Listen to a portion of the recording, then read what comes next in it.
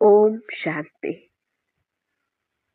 ಈ ದಿನ ನಾವು ಬಾಬ್ದಾದಾರವರ ಮೂಲಕ ನಿಂದ, ಸ್ತುತಿ, ಮಾನ ಅವಮಾನಗಳಲ್ಲಿ ಹೇಗೆ ನಾವು ಸಮಾನವಾಗಿ ಇರುವಂತಹದ್ದು ಈ ಒಂದು ಟಾಪಿಕ್ ಬಗ್ಗೆ ತಿಳ್ಕೊಳ್ಳೋಣ.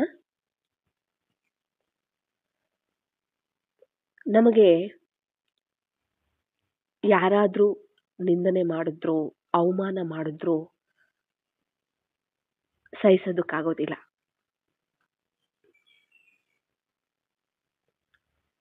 ಕೋಪ ಬರುತ್ತೆ, ಬೇಜಾರಾಗತ್ತೆ, ಅಳು ಬರುತ್ತೆ ಅಲ್ವಾ, ಟೆನ್ಷನ್ ಆಗತ್ತೆ, ಚಿಂತೆ, ಇಷ್ಟೆಲ್ಲ ಇದೆ ಅಲ್ಲ, ಇವೆಲ್ಲವೂ ಸಹ ಬರುತ್ತೆ. ಯಾರಾದರೂ ನಮಗೆ ಇನ್ಸಲ್ಟ್ ಮಾಡಿದಾಗ, ನಿಂದನೆ ಮಾಡಿದಾಗ ಆ ಥರ ಆಗತ್ತೆ. ನಮ್ಮನ್ನ ಹೊಗಳಬೇಕು, ಮಹಿಮೆ ಮಾಡಬೇಕು, ನಮ್ಮನ್ನ ಎಲ್ಲರೂ ಪ್ರೀತಿಸಬೇಕು, ನಮ್ಮ ಜೊತೆ ಎಲ್ಲರೂ ಚೆನ್ನಾಗಿರ್ಬೇಕು ಅಂತ ಬಯಸ್ತೀವಿ ನಾವು.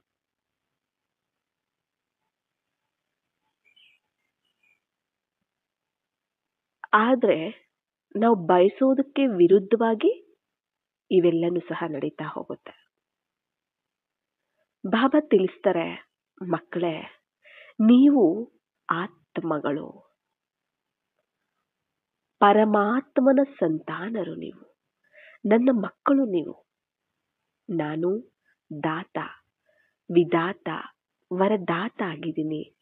ನೀವು ನನ್ನ ಮಕ್ಕಳು, ಮಾಸ್ಟರ್, ದಾತ, ವಿದಾತ, ವರದಾತರು. ನೀವು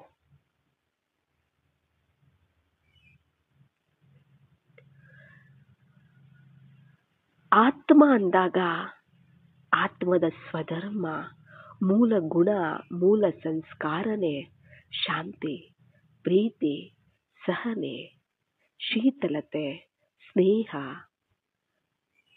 ಆನಂದ, ಸುಖ, ಧೈರ್ಯ. ಇವೆಲ್ಲವೂ ಸಹ ಆತ್ಮದ ಗುಣಗಳು. ಇವೆಲ್ಲನೂ ನಮ್ಗೆಲ್ಲರಿಗೂ ಸಹ ಗೊತ್ತಿದೆ. ದೇಹದ ಗುಣಗಳು ಅಂತ ಬಂದಾಗ, ದೇಹದ ಸಂಸ್ಕಾರ ಅಂತ ಬಂದಾಗ ವಿಕಾರಗಳು. ಆತ್ಮದ ಸಂಸ್ಕಾರ ಗುಣಗಳು ಅಂತ ಬಂದಾಗ ಈ ದಿವ್ಯ ಗುಣಗಳು.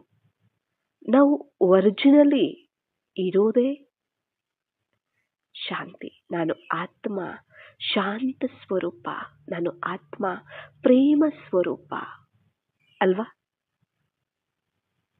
ನಾನು ಆತ್ಮ, ನಾನೇ ಶಾಂತಿ, ನಾನೇ ಪ್ರೀತಿ. ಬಾಬಾ ನಮಗೆ ಎಷ್ಟೆಲ್ಲ ಸ್ವಮಾನಗಳನ್ನು ಕೊಟ್ಟಿದ್ದಾರೆ. ಮಕ್ಕಳೇ, ಸ್ವಮಾನದ ಸ್ಮೃತಿಯಲ್ಲಿ ಇರಿ, ಅದೇ ನಿಮಗೆ ಸನ್ಮಾನ ಕೊಡುತ್ತೆ.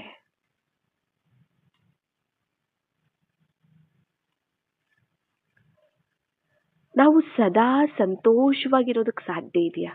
ಸದಾ ಪ್ರತಿಯೊಂದು ಸೆಕೆಂಡು ಸಹ ಸಂತೋಷವಾಗಿರೋದಕ್ಕೆ ಸಾಧ್ಯ ಇದೆಯಾ? ಯಾಕೆಂದ್ರೆ ನಾವು ಬಯಸ್ತೀವಿ, ನಮಗೆ ಬಯಕೆ ಇದೆ. ಏನು?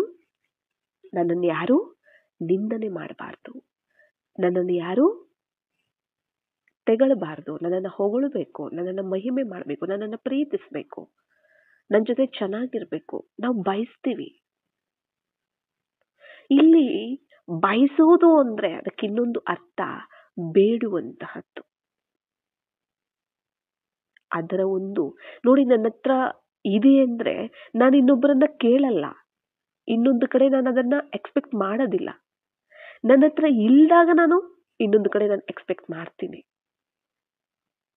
ನನ್ನ ಹತ್ರ ಇಲ್ಲ ಅಂದಾಗ ನಾನು ಬಯಸ್ತೀನಿ, ನನ್ನ ಹತ್ರ ಇದ್ದಾಗ ನಾನು ಬಯಸೋದಿಲ್ಲ.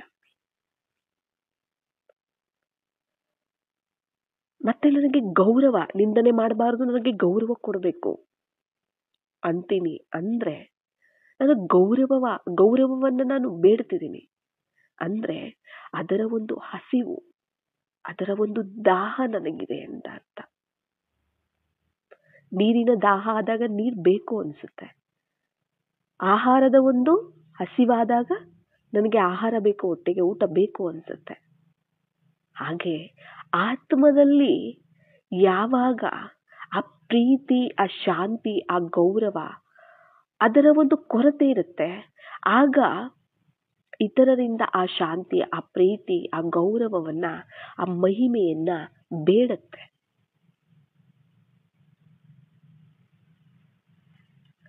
ಮೊದಲು ನಮಗೆ ಆತ್ಮದ ಜ್ಞಾನ ಗೊತ್ತಿಲ್ಲ, ಪರಮಾತ್ಮನ ಜ್ಞಾನ ಗೊತ್ತಿಲ್ಲ, ನಾವು ಯಾರು, ನಮ್ಮ ಒಂದು ಶಕ್ತಿ ಏನು ಗೊತ್ತಿರಲಿಲ್ಲ, ನಾವು ಯಾರ ಸಂತಾನ ಏನು ಗೊತ್ತಿರಲಿಲ್ಲ. ನಾವು ಬೇಡ್ಕೊಂಡೇ ಬಂದ್ವಿ ಜನ್ಮ ಜನ್ಮಾಂತರದಿಂದ, ಅರ್ಧಕಲ್ಪದಿಂದ. ಈಗ ಬಾಬಾ ಹೇಳಿದ್ದಾರೆ, ನೀವು ಯಾರ ಮಕ್ಕಳು, ನೀವು ಯಾರ ಮಕ್ಕಳು? ದಾತನ ಮಕ್ಕಳು ನೀವು. ಬೇಡೋದಕ್ಕಿಂತ ಸಾಯೋದು ವಾಸಿ ಅಂತ ಹೇಳ್ತಾರೆ.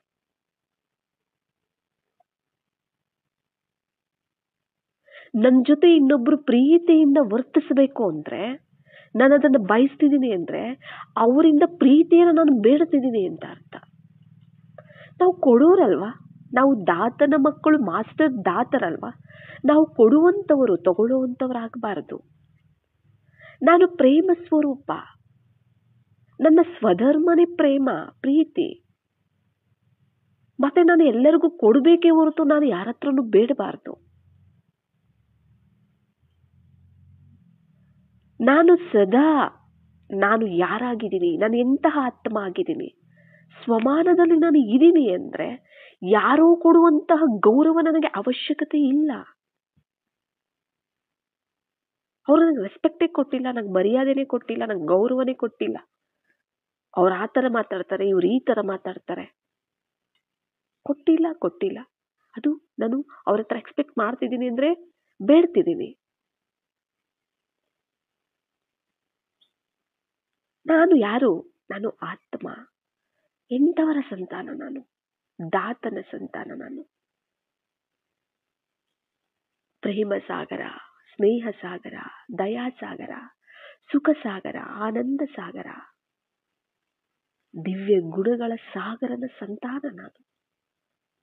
ನನಗೆ ಇನ್ನೊಬ್ಬರ ಹತ್ರ ಬೇಡ ಅವಶ್ಯಕತೆ ಏನಿದೆ? ಅಪ್ಪ ಇದ್ದಾರೆ, ಅಪ್ಪ ತುಂಬಾ ಶ್ರೀಮಂತ ಇದ್ದಾರೆ, ಅಪ್ಪ ಹತ್ರ ಮನೆಯಲ್ಲಿ ಎಲ್ಲವೂ ಇದೆ. ದುಡ್ಡು ಬೇಕಾ, ಆಸ್ತಿ ಬೇಕಾ, ಸಂಪತ್ತು, ಒಡವೆ ಎಲ್ಲನೂ ಸಹ ಇದೆ. ತಿನ್ನೋದಕ್ಕೆ ಯಾವುದಕ್ಕೂ ಕೊರತೆ ಇರಲ್ಲ.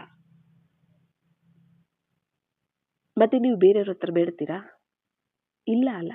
ಯಾಕೆ? ನಮ್ಮನೆಯಲ್ಲೇ ಇದೆ ಎಲ್ಲನೂ ಸಹ, ನಾನ್ಯಾಕೆ ಹೋಗ್ಬೇಡಿ ಅಂತೀರಾ.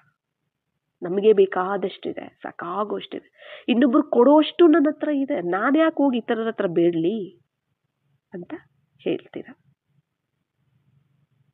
ಮತ್ತೆ ನಮ್ಮ ತಂದೆ ಯಾರಿಲ್ಲಿ? ಗುಣಗಳ ಸಾಗರ, ಶಕ್ತಿಗಳ ಸಾಗರ. ತಂದೆ ಅಂದಮೇಲೆ ತಂದೆ ಹತ್ರ ಇರೋದು ಮಕ್ಕಳ ಹತ್ರ ಇರಲ್ವೇನು? ಅಲ್ವಾ?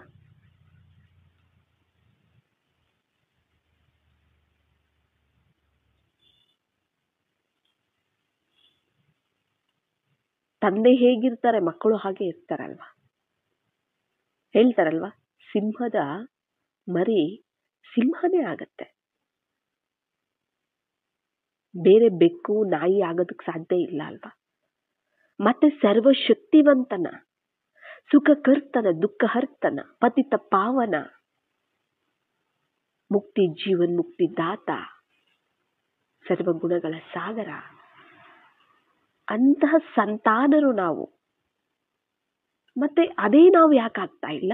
ಯಾಕೆ ಆಗೋದಕ್ಕಾಗೋದಿಲ್ಲ? ನಾನು ಸಿಂಹದ ಮರಿ, ನಾನು ಸಿಂಹದ ಸಂತಾನ ನಾನು ಅನ್ನೋ ನೆನಪಿರ್ಬೇಕಲ್ಲ. ಅದಕ್ಕೆ ನಿಶ್ಚಯ ಇರುತ್ತಲ್ವಾ ಸಿಂಹ ಅಂದಾಗ. ಮತ್ತೆ ಅದೇ ಸಂಸ್ಕಾರ ಇರುತ್ತಲ್ಲ, ಆ ತಾಯಿಯ ಸಂಸ್ಕಾರನೇ ಇರುತ್ತಲ್ಲ ಸಿಂಹ, ಆ ಒಂದು ಮರಿಗೆ. ಹಾಗೆ ನಾವು ಯಾರು? ನಾವು ಯಾರ ಸಂತಾನ ಆಗಿದ್ದೀವಿ? ನಾವು ಅದೇ ರೀತಿ ಇರ್ಬೇಕಲ್ವಾ? ಅದನ್ನ ಮರೆತು ನಾವು ಬೇರೆಯವ್ರ ಹತ್ರ ಬೇಡ್ತೀವಿ ಅಂದ್ರೆ ಅದು ಬಾಬಾ ಇಷ್ಟಪಡೋದಿಲ್ಲ. ಒಬ್ಬ ತಂದೆ ಹತ್ರ ಎಲ್ಲ ಇದೆ, ತನ್ನ ಮಗ ಹೋಗಿ ಇತರರ ಹತ್ರ ಬೇಡ್ತಿದ್ದಾನೆ ಅಂದರೆ ತಂದೆಗೆ ಇಷ್ಟ ಆಗುತ್ತಾ? ತಂದೆಗೆ ಇಷ್ಟ ಆಗುತ್ತಾ? ನನಗೆ ದುಡ್ಡು ಕೊಡಿ, ನನಗೆ ಆಸ್ತಿ ಕೊಡಿ, ನಂಗೆ ಅದು ಕೊಡಿ, ನನಗೆ ಇದು ಕೊಡಿ ಅಂತ ಇತರರ ಹತ್ರ ಹೋಗಿ ಕೇಳ್ತಿದ್ದಾರೆ, ಬೇಡ್ತಿದ್ದಾನೆ ಅಂದರೆ ತಂದೆಗೆ ಇಷ್ಟ ಆಗುತ್ತೆ. ಎಲ್ಲ ತಂದೆ ಹತ್ರನೇ ಇದೆ. ಯಾಕಂದ್ರೆ ತಂದೆ ಅಂದಮೇಲೆ ತಂದೆಗೆ ಮಗ ಇದ್ದಾನೆ ಅಂದಮೇಲೆ ಎಲ್ಲ ಅಧಿಕಾರ ಇರುತ್ತಲ್ವಾ. ಮತ್ತೆ ಇದೆಲ್ಲ ನಮಗೆ ಆಸ್ತಿ ಇದ್ದಂಗೆ. ಬಾಬಾರವರ ಹತ್ರ ಏನಿದೆ ಅದೆಲ್ಲ ನಮಗೆ ಮಕ್ಕಳಿಗೆ ಅಧಿಕಾರ ಇದೆ ಅದನ್ನ ತಗೊಳ್ಳೋದಕ್ಕೆ. ಅದು ನಮ್ಮ ಹತ್ರ ಇದೆ. ಬಾಬಾ ಶಾಂತಿ ಸಾಗರ ಅಂದ್ರೆ ನಾವು ಮಾಸ್ಟರ್ ಶಾಂತಿ ಸಾಗರ. ಬಾಬಾ ಸುಖ ಸಾಗರ ಅಂದ್ರೆ ನಾವು ಮಾಸ್ಟರ್ ಸುಖ ಸಾಗರ. ಬಾಬಾ ಸರ್ವಶಕ್ತಿವಂತ ಅಂದ್ರೆ ನಾವು ಮಾಸ್ಟರ್ ಸರ್ವಶಕ್ತಿವಂತರು. ಮತ್ತೆ ನಾವು ಅದೇನೇ ಅಲ್ವಾ. ಈ ಒಂದು ಸ್ಮೃತಿಯಲ್ಲಿ ನಾವು ಯಾವಾಗಿರೋದಿಲ್ಲ. ಸ್ವಮಾನ, ಆತ್ಮದ ಒಂದು ಮಹಿಮೆ ಏನಿದೆ, ಆತ್ಮದ ಒಂದು ಗುಣಗಳೇನಿದಾವೆ, ಪರಮಾತ್ಮನ ಒಂದು ಗುಣಗಳೇನಿದಾವೆ, ಅವುಗಳೇ ನಮ್ಮ ಒಂದು ಸ್ವಮಾನಗಳು ಅಲ್ವಾ. ಅದಕ್ಕೆ ಹೇಳುವಂಥದ್ದು ಸ್ವಮಾನದ ಒಂದು ಸ್ಮೃತಿಯಲ್ಲಿ ಇರಿ ಅಂತ ಬಾಬಾ. ಸ್ವಮಾನಧಾರಿಗಳೇ ಸನ್ಮಾನಧಾರಿಗಳು ಅಂತ ಹೇಳ್ತಾರೆ. ಯಾರು ಸ್ವಮಾನಧಾರಿಗಳಾಗಿರ್ತಾರೆ ಅವರಿಗೆ ತಾನಾಗಿ ಗೌರವ ಅನ್ನುವಂಥದ್ದು ಸಿಗ್ತಿರತ್ತೆ.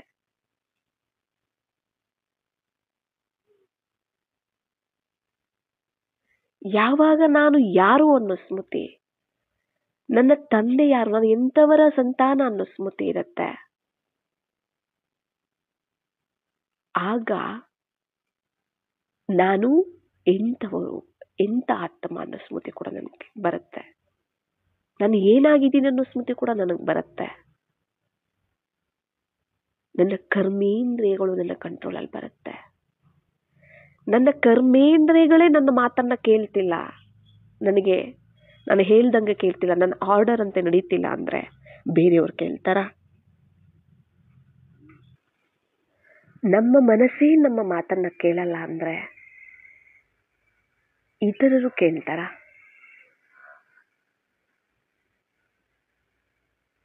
ನಮ್ಮ ಮೇಲೇನೆ ನಮಗೆ ನಂಬಿಕೆ ಇಲ್ಲ ಅಂದ್ರೆ, ನಮ್ಮ ಮೇಲೇನೆ ನಮಗೆ ಪ್ರೀತಿ ಇಲ್ಲ, ನಮ್ಮ ಮೇಲೇನೆ ನಮಗೆ ವಿಶ್ವಾಸ ಇಲ್ಲ, ನಮ್ಮ ಮಾತನ್ನೇ ನಾವು ಕೇಳ್ತಿಲ್ಲ ಅಂದ್ರೆ ಇತರರು ಕೇಳ್ತಾರ? ಇತರರು ಪ್ರೀತಿ ಕೊಡ್ಬೇಕು, ಇತರರು ಗೌರವ ಕೊಡ್ಬೇಕು.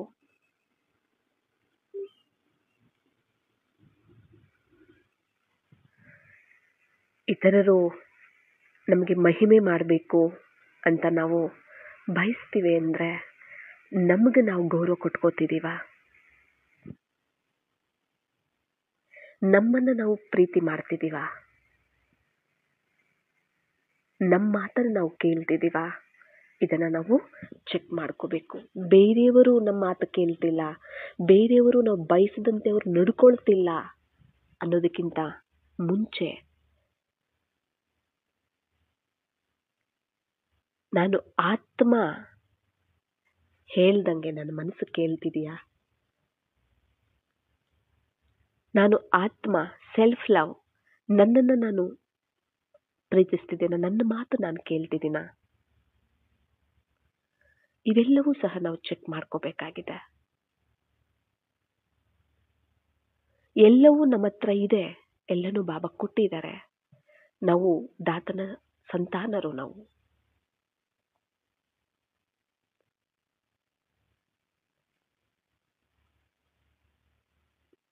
ಇತರರು ನಿಂದನೆ ಮಾಡಿದಾಗ ನಮಗೆ ಕೋಪ ಬರುತ್ತೆ, ಬೇಜಾರಾಗತ್ತೆ ಅಂದ್ರೆ ನಾನು ಗೌರವ ಬಗ್ಗೆ ಹಸಿವಲ್ಲಿದ್ದೀನಿ, ಅದರ ಒಂದು ದಾಹ ಇದೆ ನನಗೆ ಅಂತ ಅರ್ಥ.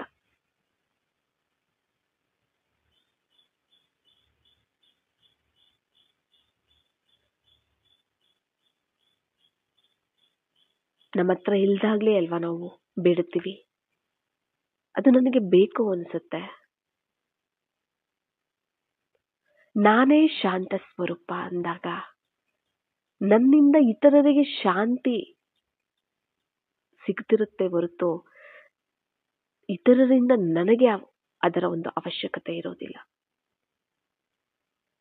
ನಾನೇ ಪ್ರೇಮ ಸ್ವರೂಪ ಅಂದಾಗ ನನ್ನಿಂದ ಇತರರಿಗೆ ಪ್ರೀತಿ ಸಿಗ್ತಿರುತ್ತೆ ಹೊರತು ಇತರರಿಂದ ಸಿಗುವಂತಹ ಪ್ರೀತಿಯ ಅವಶ್ಯಕತೆ ನನಗಿರೋದಿಲ್ಲ. ಅದಕ್ಕೆ ಅವರು ಪ್ರೀತಿಯಿಂದ ಮಾತಾಡಿದಾಗ ನಾವು ಖುಷಿಯಿಂದ ಇರ್ತೀವಿ. ಅವರು ಪ್ರೀತಿಯಿಂದ ಮಾತಾಡಿಲ್ಲ ಅಂದ್ರೆ ಬೇಜಾರಲ್ಲಿ, ಕೋಪದಲ್ಲಿ ಬಂದ್ಬಿಡ್ತೀವಿ. ಇದು ಇರಬಾರ್ದು.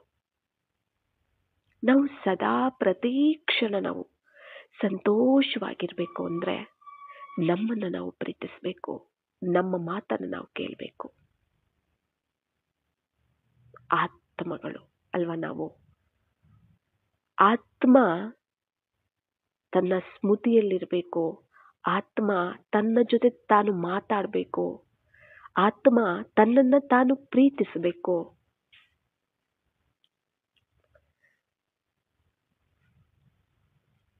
ಈಗ ನೋಡಿ, ಇತರರೆಲ್ಲ ನಿಮ್ಗೆ ಗೌರವ ಕೊಡ್ತಿರ್ತಾರೆ, ಇತರರೆಲ್ಲ ನಿಮ್ಮನ್ನ ಪ್ರೀತಿ ಮಾಡ್ತಿರ್ತಾರೆ, ಮಹಿಮೆ ಮಾಡ್ತಿರ್ತಾರೆ. ನಿಮ್ ಬಗ್ಗೆನೇ ನಿಮಗೆ ಮಹಿಮೆ ಇಲ್ಲ ಅಂದ್ರೆ ಯಾವತ್ತೂ ಸಹ ಆ ಗೌರವ, ಆ ಪ್ರೀತಿನ ನೀವು ತಗೊಳ್ಳೋದಕ್ಕೆ ಸಾಧ್ಯ ಇಲ್ಲ.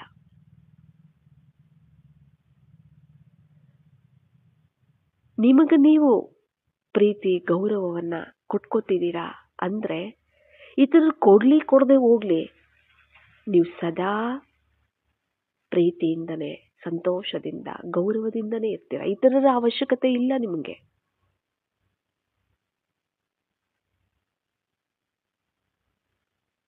ಫಸ್ಟ್ ನಮ್ಮಲ್ಲಿರೋದನ್ನ, ನಾವು ಏನು ಅನ್ನೋದನ್ನ ಜಾಗೃತ ಮಾಡ್ಕೋಬೇಕು. ನಮ್ಮಲ್ಲಿರುವಂತಹ ಗುಣಗಳನ್ನ ನಾವು ಜಾಗೃತ ಮಾಡ್ಕೋಬೇಕು. ಸ್ವಮಾನದ ಒಂದು ಸ್ಮೃತಿಯಲ್ಲಿ, ಸ್ಥಿತಿಯಲ್ಲಿ ಇರ್ತೀವಿ ಅಂದ್ರೆ ಅದರ ಒಂದು ಜಾಗೃತೆ ಆಗತ್ತೆ. ನಾನು ಆತ್ಮ, ಈ ಸ್ಮೃತಿಯಲ್ಲಿ ನಾನಿದ್ದೀನಿ. ನಾನು ಎಂತಹ ಆತ್ಮ ಆಗಿದ್ದೀನಿ? ಮಾಸ್ಟರ್ ಸರ್ವಶಕ್ತಿವಾನ್ ಆಗಿದ್ದೀನಿ. ಮಾಸ್ಟರ್ ಸರ್ವಶಕ್ತಿವಾನ್ ಆತ್ಮ ಆಗಿದ್ದೀನಿ. ಯಾವಾಗ ಈ ಒಂದು ಸ್ವಮಾನದ ನಿಶ್ಚಯದಲ್ಲಿ ಇದ್ದು ಇದನ್ನ ಒಪ್ಪುಕೊಂಡು ನಾನು ಈ ಒಂದು ಸ್ಮೃತಿ ಸ್ಥಿತಿಯಲ್ಲಿ ನಾನು ಇರ್ತೀನಿ, ಆಗ ಅದು ಜಾಗೃತ ಆಗತ್ತೆ. ಮಾಸ್ಟರ್ ಸರ್ವಶಕ್ತಿವಾನ್, ಆ ಸ್ಮೃತಿ, ಆ ಸ್ಥಿತಿ ಅನ್ನೋದು ಜಾಗೃತ ಆದಾಗ ಅದು ನಿಮ್ಮಲ್ಲಿ ಇರುತ್ತೆ. ನಿಮ್ಮ ಮುಂದೆ ಸರ್ವಶಕ್ತಿಗಳು ಹಾಜರಾಗತ್ತೆ.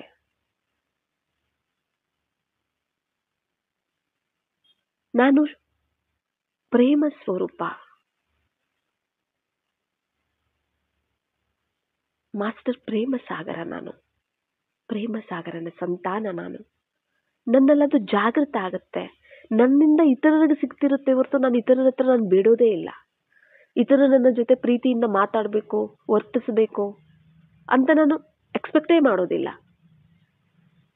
ಯಾಕಂದ್ರೆ ನನ್ನ ಹತ್ರನೇ ಸಾಕಾದಷ್ಟಿದೆ ಅಲ್ಲ. ನನ್ನ ಹತ್ರ ಸಾಕಾದಷ್ಟಿದೆ, ಸಾಕಾಗುವಷ್ಟಿದೆ, ಜಾಸ್ತಿ ಇದೆ. ನಾನೇ ಅದಾಗಿದ್ದೀನಿ, ಪ್ರೀತಿನೇ ನಾನಾಗಿದ್ದೀನಿ. ಅಂದಮೇಲೆ ನಾನೇ ಯಾಕೆ ಇತರರ ಹತ್ರ ಬಯಸ್ಲಿ ಅಲ್ವಾ?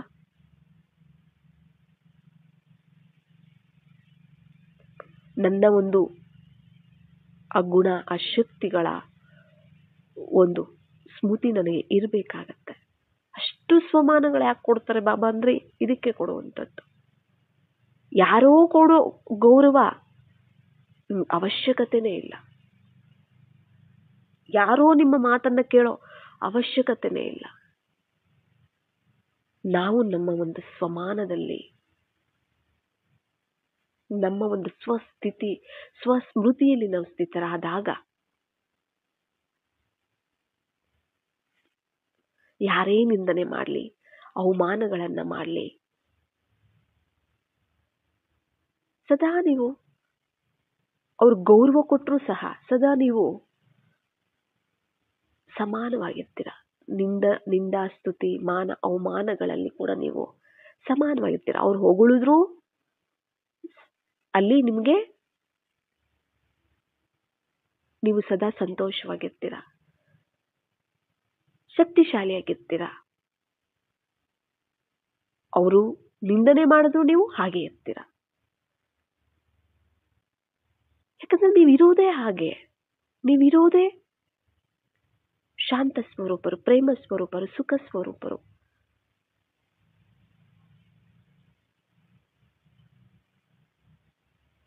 ನೀವಿರೋದೇ ಗೌರವಪೂರ್ವಕವಾಗಿ.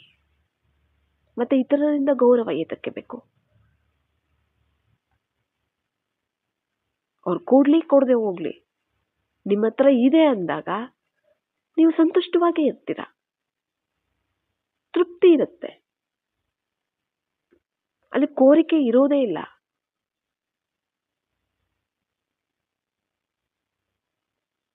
ಸದಾ ಸಂತೋಷ ಇರುತ್ತೆ. ನಾವು ಇತರರಿಂದ ಬೇಡೋದನ್ನ ಫಸ್ಟ್ ನಾವು ನಿಲ್ಲಿಸಬೇಕು. ನನ್ನ ಒಂದು ನಿಜವಾದ ಸ್ಮೃತಿ, ನನ್ನ ಒಂದು ಸ್ಥಿತಿ ಸ್ವರೂಪದಲ್ಲಿ ನಾನು ಬರಬೇಕು. ನನ್ನವರ ಒಂದು ಸ್ಮೃತಿಯಲ್ಲಿ ನಾನು ಬರಬೇಕು.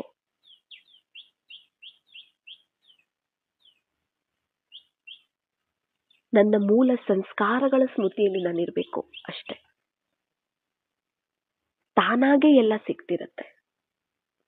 ಆತ್ಮ ಯಾವಾಗ ರಾಜನಾಗತ್ತೆ, ಯಜಮಾನ ಆಗತ್ತೆ, ಆಗ ಮಂತ್ರಿಗಳು, ಪ್ರಜೆಗಳೆಲ್ಲ ರಾಜನ ಮಾತು ಕೇಳ್ತವೆ. ಈ ಮನಸ್ಸು, ಬುದ್ಧಿ, ಸಂಸ್ಕಾರ ಮತ್ತೆ ಈ ಕಿವಿ, ಕಣ್ಣು, ಈ ಸ್ಥೂಲ ಕರ್ಮೇಂದ್ರಿಯಗಳು, ಈ ಮನಸ್ಸು, ಅವೆಲ್ಲ ಮಂತ್ರಿ. ಈ ಸ್ಥೂಲ ಕರ್ಮೇಂದ್ರಿಯಗಳು ಪ್ರಜೆಗಳು. ಇವೆಲ್ಲವೂ ಸಹ ರಾಜನ ಮಾತು ಕೇಳಬೇಕು. ಯಾವಾಗ ರಾಜ, ಯಾವಾಗ ಆತ್ಮ, ಯಾವಾಗ ತನ್ನ ರಾಜನ ಸ್ಮೃತಿಯಲ್ಲಿ, ಸ್ಥಿತಿಯಲ್ಲಿ, ಆ ಒಂದು ಸೀಟಲ್ಲಿ ಸೆಟ್ ಆಗಿರುತ್ತೋ ಆತ್ಮ, ನಾನು ರಾಜ, ನಾನು ಅಧಿಕಾರಿ, ಯಜಮಾನಿ, ಯಾವಾಗ ಆ ಸೀಟಲ್ಲಿ ಸೆಟ್ ಆಗಿರುತ್ತೋ ಆಗ ಅಧಿಕಾರ ತಾನಾಗೆ ಬರುತ್ತಲ್ಲ. ಯಾವಾಗ ಆ ಸೀಟಿಂದ ನಾವು ಕೆಳಗಡೆ ಇಳಿದು ಬಿಡ್ತೀವಿ ಆಗ ಯಾವುದು ಬೆಲೆ ಕೊಡೋದಿಲ್ಲ. ಈಗ ನೀವೊಂದು ಆಫೀಸೇ ತಗೊಳ್ಳಿ, ಆಫೀಸಲ್ಲಿ ಒಂದು HR ಇಲ್ಲ ಒಂದು CEO ಯಾರೋ ಒಬ್ರು ಇರ್ತಾರೆ. ಅವರು ಆ ಸೀಟಲ್ಲಿ ಕೂತಿದ್ದಾಗ ಎಲ್ಲರೂ ಅವ್ರ ಮಾತನ್ನ ಕೇಳ್ತಾರೆ. ಅವ್ರ ಕೆಳಗಡೆ ಇರೋರು ಎಲ್ಲರೂ, ಯಾಕಂದ್ರೆ ಅವರೊಂದು ಅದು ಲೆವೆಲ್, ಹೈ ಲೆವೆಲ್ ಪೋಸ್ಟ್, ಮತ್ತೆ ಅಲ್ಲಿ ಬರೋರೆಲ್ಲ ಅವರೇ ಹೈ ಲೆವೆಲ್ ಪೋಸ್ಟ್ ಅಲ್ಲಿ ಇದ್ದಾರೆ. ಆದ್ರೆ ಮತ್ತೆ ಬರೋರೆಲ್ಲ ಅವ್ರಿಗಿಂತ ಕೆಳಗಡೆನೆ ಇರ್ತಾರೆ. ಎಲ್ಲರೂ ಪ್ರತಿಯೊಬ್ಬರು ಗೌರವ ಕೊಡ್ತಾರೆ ಆ ಸೀಟಲ್ಲಿ ಅವರು ಸೆಟ್ ಆಗಿದ್ದಾಗ. ಅದೇ ಆ ಸೀಟಿಂದ ಇಳಿದು ಬಿಡ್ಲಿ, ಯಾರು ಕೊಡ್ತಾರೆ ಆ ಗೌರವ? ಯಾರು ಕೇಳ್ತಾರೆ ಅವ್ರು ಹೇಳ್ದಂಗೆ? ಆ ಸೀಟಲ್ಲಿ ಇದ್ದಾಗ ಅವ್ರು ಹೇಳ್ದಂಗೆಲ್ಲ ಕೇಳ್ತಾರೆ, ಅವ್ರು ಗೌರವ ಕೊಡ್ತಾರೆ ಅಲ್ವಾ? ಅದು ಇಳಿದ ಮೇಲೆ ಯಾರು ಕೇಳಲ್ಲ ಅಲ್ವಾ? ಆಫೀಸಲ್ಲಿ ಅಷ್ಟೇ. ಅದು ಮನೆಗೆ ಹೋದ್ಮೇಲೆ ಯಾರು ಕೇಳೋದಿಲ್ಲ. ಮನೆಯದ್ಮೇಲೆ ಮನೆ, ಆಫೀಸ್ ಅಂದ್ಮೇಲೆ ಆಫೀಸ್ ಅಂತ ಹೇಳ್ತಾರೆ. ಆಫೀಸಲ್ಲಿ ಮಾತ್ರ ಒಂದು ಇದಕ್ಕೆ ಬೆಲೆ ಇರುತ್ತೆ ಅಂತ ಹೇಳ್ತಾರೆ ಅಲ್ವಾ? ಇಲ್ಲಿ ನಾನು ಸದಾ, ನಾನು ಆತ್ಮ, ನಾನು ಸಾರಥಿ, ನಾನು ಯಜಮಾನಿ, ನಾನು ಮಾಲೀಕ, ನಾನು ಅಧಿಕಾರಿ, ರಾಜ. ನಾನು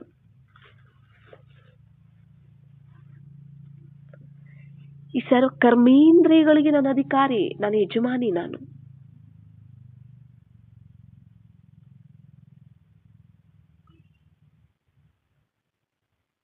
ಅದು ನಮ್ಮ ಆತ್ಮದ ನೋಡಿ, ಅವು ಪ್ರಕೃತಿ ಅಲ್ವಾ? ಈ ಕರ್ಮೇಂದ್ರಿಯಗಳು ಪ್ರಕೃತಿ ಅಲ್ವಾ? ಕಣ್ಣು, ಕಿವಿ, ಶರೀರ ಪ್ರಕೃತಿ ಅಲ್ವಾ? ಅದು ಯಾರ ರಚನೆ? ನಿಮ್ಮ ರಚನೆ, ನಿಮ್ಮ ಮಕ್ಕಳೇ ಅಂತಾರಲ್ವಾ? ಮತ್ತೆ ರಚನೆಯ ಮಾತು ರಚಯಿತ ಕೇಳ್ಬೇಕಾ? ಇಲ್ಲ ರಚಯಿತನ ಮಾತು ರಚನೆ ಕೇಳ್ಬೇಕಾ? ರಚಯಿತ ಆತ್ಮ, ರಚನೆ ಶರೀರ, ಕರ್ಮೇಂದ್ರಿಯಗಳು, ಆಯ್ತಾ? ಮತ್ತೆ ರಚಯಿತನ ಮಾತು ರಚನೆ ಕೇಳ್ಬೇಕಲ್ವಾ? ಬಟ್ ನಾವಿರೋದು ಹೇಗೆ? ರಚನೆಯ ಮಾತು ರಚಯಿತ ಕೇಳ್ತಾ ಇರುವಂಥದ್ದು.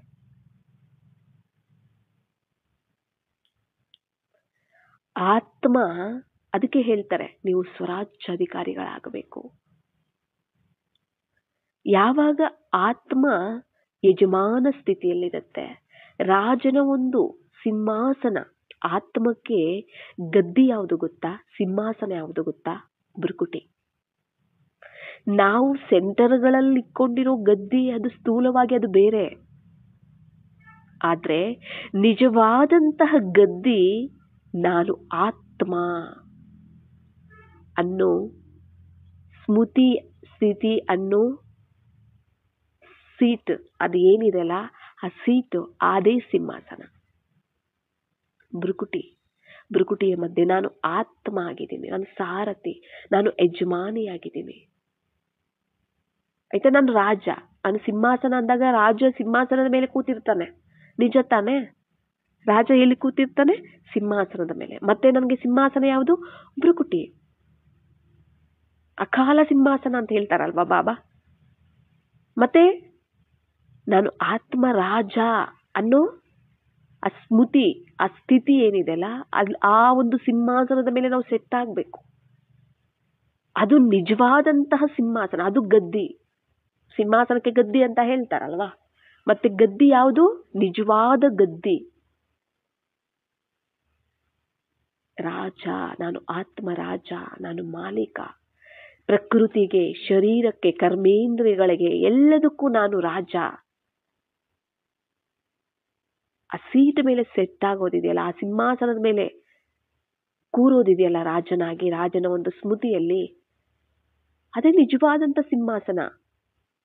ಅವರೇ ನಿಜವಾದಂತಹ ರಾಜರು, ಅದೇ ನಿಜವಾದಂತಹ ಗದ್ದಿ. ಇಲ್ಲಿ ಕೂರದೆ ನಾವು ಸ್ಥೂಲವಾದ ಒಂದು ಗದ್ದಿ ಮೇಲೆ ಕೂತ್ರೆ ಏನ್ ಪ್ರಯೋಜನ?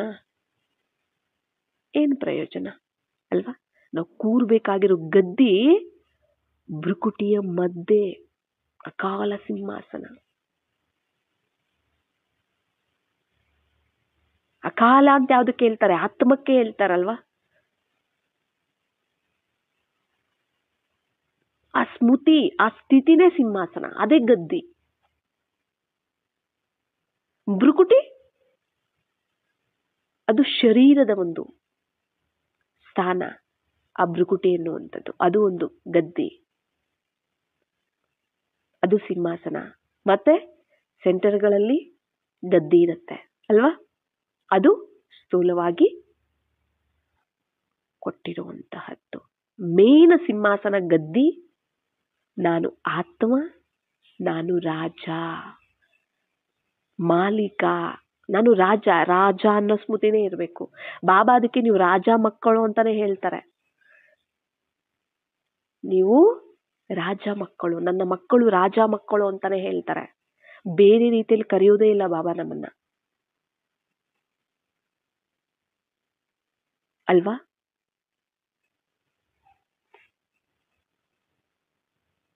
ಯಾವಾಗ ನನ್ನ ಒಂದು ಸಿಂಹಾಸನದ ಮೇಲೆ ಸೀಟಲ್ಲಿ ನಾನು ಸೆಟ್ ಆಗ್ತೀನಿ, ಆಗ ನನ್ನ ಮಾತನ್ನ ಕರ್ಮೇಂದ್ರಗಳು ಕೇಳುತ್ತೆ. ಸೂಕ್ಷ್ಮ ಇರ್ಬೋದು, ಸ್ಥೂಲ ಇರ್ಬೋದು, ಕೇಳುತ್ತೆ.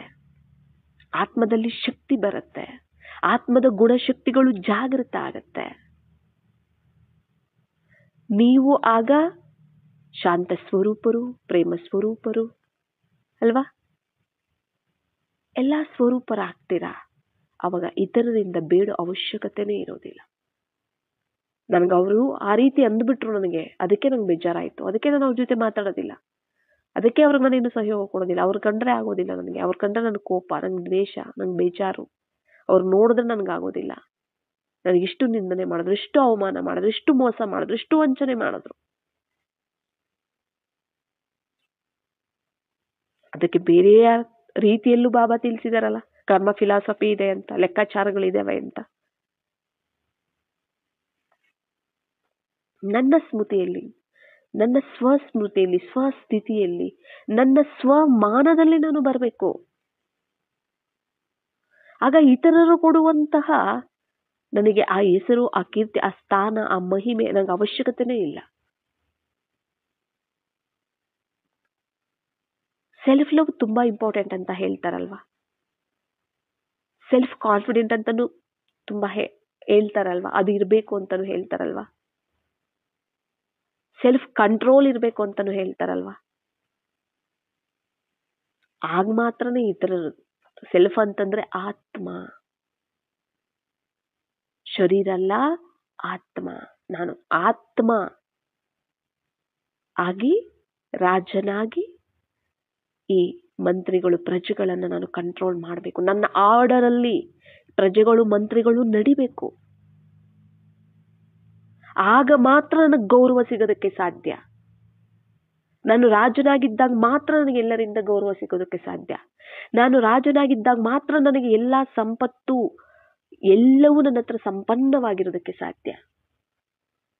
ನಾನು ರಾಜನಾಗಿದ್ದಾಗ ಮಾತ್ರನೇ ನಾನು ಎಲ್ಲರಿಗೂ ಕೊಡೋದಕ್ಕೂ ಸಾಧ್ಯ.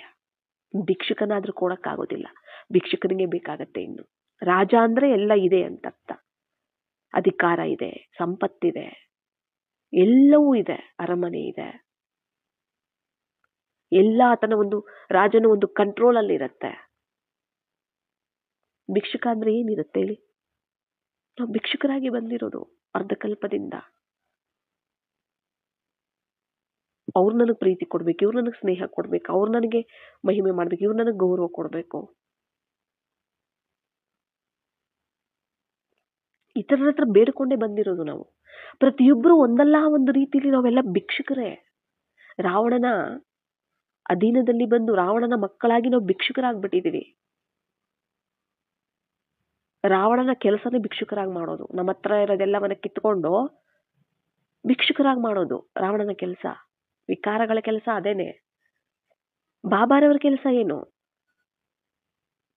ರಾವಣನ ಹತ್ರ ಇರೋದ, ನಮ್ಮ ಹತ್ರ ಇರೋದೆಲ್ಲ ರಾವಣ ಕಿತ್ಕೊಂಡಿದ್ದಾನಲ್ಲ, ಅದನ್ನೆಲ್ಲ ತೆಗೆದು ನಮಗೆ ವಾಪಸ್ ಕೊಟ್ಟು ಮತ್ತೆ ನಮ್ಮನ್ನ ರಾಜರನ್ನಾಗಿ ಮಾಡುವಂತಹದ್ದು ಬಾಬಾರವರ ಕೆಲಸ. ಬಾಬಾ ರಾಜ ಮಕ್ಕಳನ್ನೇ ಇಷ್ಟಪಡ್ತಾರೆ. ನನ್ನ ಮಕ್ಕಳು ರಾಜ ಮಕ್ಕಳಾಗಿರ್ಬೇಕು ಅಂತಾನೆ ಇಷ್ಟಪಡ್ತಾರೆ.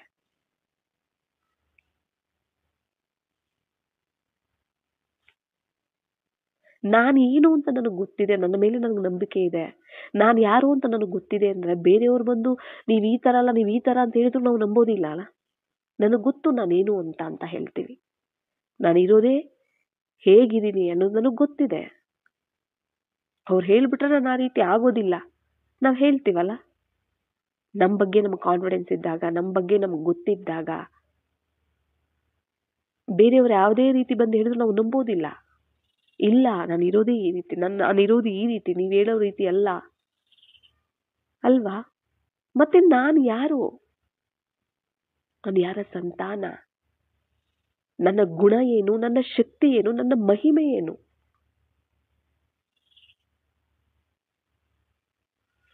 ಬೇರೆಯವ್ರು ಬಂದು ನೀವು ಸರಿ ಇಲ್ಲ ಅಂತ ನಿಂದನೆ ಮಾಡ್ತಾರೆ, ನೀವು ಅವಮಾನ ಮಾಡ್ತಾರೆ ಅಂದ್ರೆ ನೀವ್ ಯಾಕೆ ಅದನ್ನ ಅಕ್ಸೆಪ್ಟ್ ಮಾಡ್ತೀರಾ?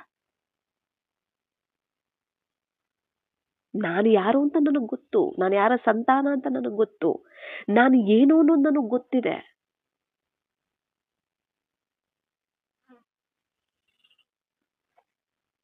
ಇತರ ನಮಗೆ ಎಷ್ಟು ಗೌರವ ಕೊಟ್ಟರು, ಪ್ರೀತಿ ಕೊಟ್ಟರು ಅನ್ನೋದಕ್ಕಿಂತ ನಾವೆಷ್ಟು ಕೊಟ್ವಿ ಅನ್ನೋದನ್ನ ಕೂಡ ನಾವು ಚೆಕ್ ಮಾಡ್ಬೇಕಲ್ಲ. ಬಾಬಾ ತಿಳಿಸ್ತಾರೆ, ಹೌದು ನೀವ್ ಯಾರಿಗೂ ದುಃಖ ಕೊಟ್ಟಿಲ್ಲ, ಓಕೆ, ನಾನು ಯಾರಿಗೂ ದುಃಖ ಕೊಟ್ಟಿಲ್ವಲ್ಲ ಅಂತ ನೀವು ಚೆಕ್ ಮಾಡ್ಕೊತೀರಾ, ನಿಜ. ಆದ್ರೆ ಸುಖ ಕೊಟ್ಟಿದ್ದೀರಾ, ಅದನ್ನ ಚೆಕ್ ಮಾಡಿದೀರಾ ಅಂತ ಕೇಳಿದ್ದಾರೆ ವ್ಯಕ್ತವಾಣಿಯಲ್ಲಿ. ನಾನು ಎಷ್ಟು ಮಂದಿಗೆ ಸುಖ ಕೊಟ್ಟಿದ್ದೀನಿ, ಶಾಂತಿ ಕೊಟ್ಟಿದ್ದೀನಿ, ಪ್ರೀತಿ ಕೊಟ್ಟಿದ್ದೀನಿ, ಚೆಕ್ ಮಾಡಿದೀರಾ? ನಾನು ಯಾರಿಗೂ ದುಃಖ ಕೊಟ್ಟಿಲ್ಲಲ್ಲ, ನನ್ನಿಂದ ಯಾವುದು ಕೆಟ್ಟ ಕರ್ಮ ಆಗಿಲ್ವಲ್ಲ ಅಂತ ನೀವು ಚೆಕ್ ಮಾಡ್ಕೋತೀರಾ, ಓಕೆ. ಆದ್ರೆ ಯಾರ್ಯಾರಿಗೆ ನೀವು ಸುಖ, ಪ್ರೀತಿ ಕೊಟ್ಟಿದ್ದೀರಾ, ಶಕ್ತಿ ಕೊಟ್ಟಿದ್ದೀರಾ, ಇದನ್ನ ನೀವು ಚೆಕ್ ಮಾಡ್ಕೊಂಡಿದ್ದೀರಾ ಅಂತ ಕೇಳಿದ್ದಾರೆ. ನಾವು ಕೊಡಬೇಕು ಅಂದ್ರೆ ನಮ್ಮ ಹತ್ರ ಇರ್ಬೇಕಲ್ಲ. ನಮ್ಮ ಹತ್ರ ಇರಬೇಕು ಅಂದ್ರೆ ಅದು ನಮ್ಮಲ್ಲಿ ಸಂಪನ್ನವಾಗಿರ್ಬೇಕು. ಆ ಸಂಪನ್ನತೆ ನಮಗೆ ಬೇಕು, ಆ ಗುಣ ಶಕ್ತಿಗಳು. ಅಂದ್ರೆ ನಾನು ಯಾರು, ನಾನು ಯಾರ ಸಂತಾನ, ನಾನು ಏನಾಗಿದ್ದೀನಿ, ಆ ಸ್ಮೃತಿ ಬೇಕು, ಆ ನಿಶ್ಚಯ ಬೇಕು. ಅಲ್ಲದೆ ಅದು ಯಾವುದು ಸಿಗೋದಿಲ್ಲ ನನಗೆ. ಮೊದಲಿಗೆ ನಾನು ದೇಹ ಅಲ್ವೇ ಅಲ್ಲ, ನಾನು ಆತ್ಮ, ನಾನು ಈ ಶರೀರ ಅಲ್ವೇ ಅಲ್ಲ. ನಾನು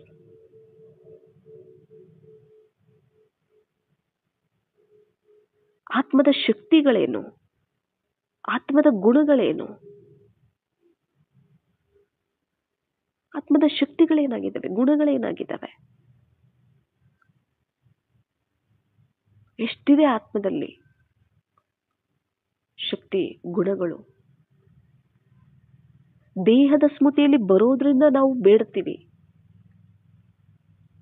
ರಾವಣನ ಸಂಸ್ಕಾರ ಅಲ್ವಾ ಅದು ಬೇಡುವಂತಹದ್ದು. ದೇಹದ ಸ್ಮೃತಿಯಲ್ಲಿ ಬರ್ತೀವಿ, ದೇಹಾಭಿಮಾನದಲ್ಲಿ ಬರ್ತೀವಿ, ಆಗ ನಾವು ಬೇಡ್ತೀವಿ ನಂಗೆ ಬೇಕು ಬೇಕು ಅಂತ. ಯಾಕಂದ್ರೆ ದೇಹ ಅಂತಂದಾಗ ಅಲ್ಲಿರುವುದಂತಹದ್ದೇ ಆ ಬೇಡುವ ಸಂಸ್ಕಾರ, ವಿಕಾರಗಳ ಸಂಸ್ಕಾರ. ನಾವು ಇತರರ ಹತ್ರ ಬೇಕು ಬೇಕು ಅಂತ ಬೇಡ್ತೀವಿ.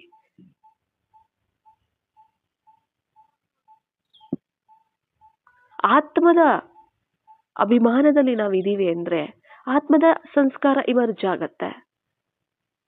ಅದಕ್ಕೆ ಬಾಬಾ ಹೇಳ್ತಾರೆ, ನೀವು ಯಾರನ್ನೇ ನೋಡಿದ್ರು ಆತ್ಮ ಅಂತ ನೋಡಿ. ಯಾಕೆ ಹೇಳ್ತಾರೆ?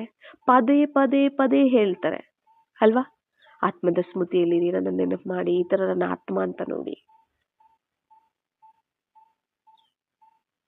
ಫಸ್ಟ್ ಚೆಕ್ ಮಾಡ್ಕೊಳ್ಳಿ, ನನ್ನ ಮನಸ್ಸು ನನಗೆ ಮೋಸ ಮಾಡ್ತಿದ್ಯಾ? ಬಾಬಾ ಒಬ್ಬರನ್ನ ಬಿಟ್ಟು ಬೇರೆ ಯಾರಾದ್ರೂ ನನ್ನ ಮನಸ್ಸಲ್ಲಿ ಇದ್ದಾರಾ? ಬೇರೆ ಯಾವುದರ ಬಗ್ಗೆ ಆದ್ರೂ ಮನಸ್ಸಲ್ಲಿ ಸಂಕಲ್ಪ ನಡೆಯುತ್ತಾ? ಬಾಬಾ ಒಬ್ಬರು ಬಿಟ್ರೆ ಬೇರೆ ಯಾವುದಾದ್ರೂ ಸ್ವಚಿಂತನೆ, ಪರಮಾತ್ಮನ ಚಿಂತನೆ ಬಿಟ್ಟು ಬೇರೆ ಏನಾದ್ರೂ ಸ್ವಚಿಂತನೆ ಅಂದ್ರೆ ಆತ್ಮದ ಚಿಂತನೆ, ಪರಮಾತ್ಮನ ಚಿಂತನೆ ಬಿಟ್ಟು ಬೇರೆ ಒಂದು ವಸ್ತು, ವ್ಯಕ್ತಿ, ಬೇರೆ ಒಂದು ಚಿಂತನೆ ನಡೀತಿದೆಯಾ? ಮನಸ್ಸು ಮೋಸ ಮಾಡ್ತಿದ್ಯಾ? ವ್ಯರ್ಥ ಸಂಕಲ್ಪಗಳು ನಡೀತಿದವ? ಚೆಕ್ ಮಾಡ್ಕೋಬೇಕು.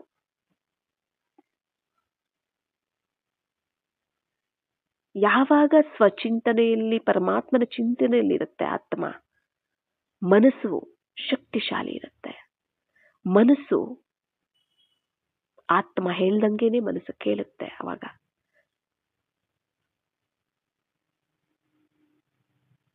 ಬುದ್ಧಿನೂ ಅದೇ ರೀತಿ ಕೇಳುತ್ತೆ, ಸಂಸ್ಕಾರನೂ ಅದೇ ರೀತಿ ಇರುತ್ತೆ. ಆಗ ಇತರರು ಆವಾಗ ನೀವು ಹೇಳ್ದಂತೆ ಕೇಳ್ತಾರೆ.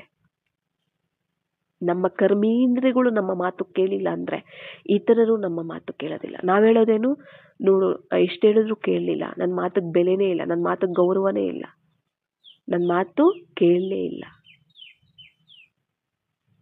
ನನ್ನ ಮಾತು ಒಪ್ಕೊಳ್ಳಿಲ್ಲ. ಹೇಗೆ ಒಪ್ಕೋತಾರೆ?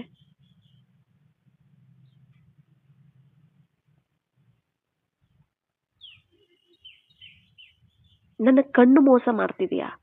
ಚೆಕ್ ಮಾಡ್ಕೋಬೇಕು. ದೇಹಗಳನ್ನ ನೋಡ್ತಿದ್ಯೋ? ಈ ಸ್ಥೂಲವಾದ ಕಣ್ಣಿಂದ ನೋಡ್ತಿದ್ದೀನಾ, ಇಲ್ಲ ಮೂರನೇ ಕಣ್ಣಿಂದ ನೋಡ್ತಿದ್ದೀನಾ? ದಿವ್ಯ ದೃಷ್ಟಿಯಿಂದ ನೋಡ್ತಿದ್ದೀನಾ? ದಿವ್ಯ ಬುದ್ಧಿ, ಜ್ಞಾನದ ಕಣ್ಣು, ಆತ್ಮದ ಕಣ್ಣು. ಈ ಕಣ್ಣುಗಳಿಂದ, ಸ್ಥೂಲವಾದ ಕಣ್ಣುಗಳಿಂದ ಶರೀರವನ್ನ ನೋಡ್ತಿದ್ರೂ ಕೂಡ ಮೂರನೇ ಕಣ್ಣಿಂದ ಆತ್ಮವನ್ನ ನೋಡ್ತಿದ್ದೀನಾ? ಇಲ್ಲ ಆತ್ಮದ ಕಣ್ಣನ್ನ ಕ್ಲೋಸ್ ಮಾಡ್ಬಿಟ್ಟು ಕೇವಲ ಈ ಸ್ಥೂಲವಾದ ಕಣ್ಣುಗಳಿಂದ ನೋಡ್ತಾ ಇದ್ದೀನ? ಮೋಸ ಹೋಗ್ತಾ ಇದ್ದೀನ ನಾನು? ಈ ಕಣ್ಣುಗಳು ನನಗೆ ಮೋಸ ಮಾಡ್ತಿದ್ದಾವ? ಶರೀರಗಳನ್ನ ನೋಡಿ, ಈ ಹಳೆಯ ಪ್ರಪಂಚವನ್ನ ನೋಡೋದಕ್ಕೆ ಶರೀರಗಳು ಮೋಸ ಮಾಡ್ತಿದ್ದಾವ? ಚೆಕ್ ಮಾಡ್ಕೋಬೇಕು. ಕಿವಿಗಳು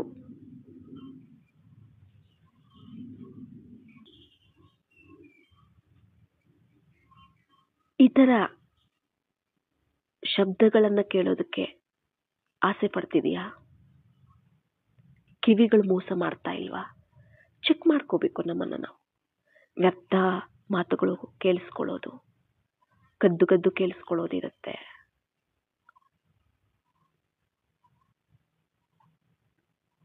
ಇತರರ ಬಗ್ಗೆ ಕೇಳಿಸ್ಕೊಳ್ಳೋದಿರುತ್ತೆ ಅಲ್ವಾ? ದೇಹಕ್ಕೆ ಸಂಬಂಧಪಟ್ಟಿದ್ದು ಪ್ರತಿಯೊಂದರ ಬಗ್ಗೆನೂ ಸಹ ಅದ್ರ ಕಡೆ ರುಚಿ ಹೋಗ್ತಿದೆಯಾ? ಅದ್ರ ಕಡೆ ಸೆಳೀತಿದೆಯಾ? ಕಿವಿ ಏನು ಮೋಸ ಮಾಡ್ತಾ ಇಲ್ಲ ತಾನೆ? ಬಾಯಿ ಏನು ಮೋಸ ಮಾಡ್ತಾ ಇಲ್ಲ ತಾನೆ? ಕೇವಲ ನಾನು ಈ ಬಾಯಿಂದ ನಿಂದನೆ ಮಾಡ್ತಿದ್ದೀನ? ದುಃಖ ಕೊಡುವಂತ ಮಾತುಗಳು ಮಾತಾಡ್ತಿದ್ದೀನ? ಸುಖ ಕೊಡುವಂತ ಮಾತುಗಳು ಮಾತಾಡ್ತಿದ್ದೀನ? ಮಹಿಮೆ ಮಾಡುವಂತ ಮಾತುಗಳು ಮಾತಾಡ್ತಿದ್ದೀನ? ಜ್ಞಾನ ರತ್ನಗಳು ಬರ್ತಿದವ? ಇಲ್ಲ ಕಲ್ಲುಗಳು ಬರ್ತಿದವ ನನ್ನ ಬಾಯಲ್ಲಿ? ನನ್ನ ಬಾಯಿ ಮೋಸ ಮಾಡ್ತಿದೀಯಾ? ಚೆಕ್ ಮಾಡ್ಕೋಬೇಕಲ್ಲ.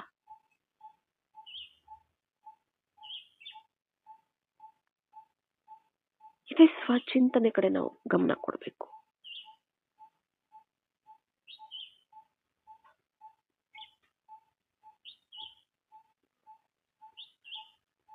ಇವೆಲ್ಲದರ ಕಡೆ ನಾವು ಗಮನ ಕೊಡ್ತಾ ನಮ್ಮನ್ನ ನಾವು ಶ್ರೇಷ್ಠವಾಗಿ ನಾವು ತಯಾರು ಮಾಡ್ಕೊಳ್ತಾ ಹೋಗ್ಬೇಕು.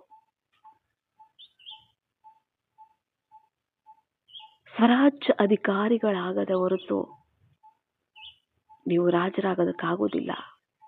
ಯಾರು ಕರ್ಮೇಂದ್ರಿಯಗಳಿಗೆ ಗುಲಾಮರಾಗಿರ್ತಾರೆ ಅವರು ಸತ್ಯತ್ರೇತಾಯುಗದಲ್ಲೂ ಗುಲಾಮರೇ, ನೌಕರರು, ದಾಸದಾಸಿಗಳು ಆಗ್ಬಿಡ್ತಾರೆ.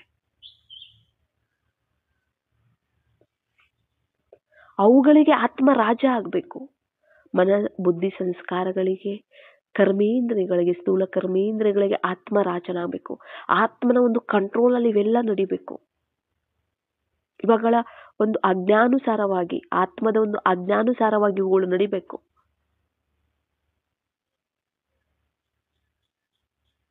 ಆಗ ಇಡೀ ವಿಶ್ವನೇ ನಮ್ಮ ಆಜ್ಞಾನುಸಾರವಾಗಿ ನಡೆಯುತ್ತೆ. ಸತ್ಯತ್ರೇತಾಯುಗದಲ್ಲೂ ರಾಜರಾಗೋದಕ್ಕೆ, ಚಕ್ರವರ್ತಿಗಳಾಗೋದಕ್ಕೆ ಆಧಾರ ಆಗತ್ತೆ.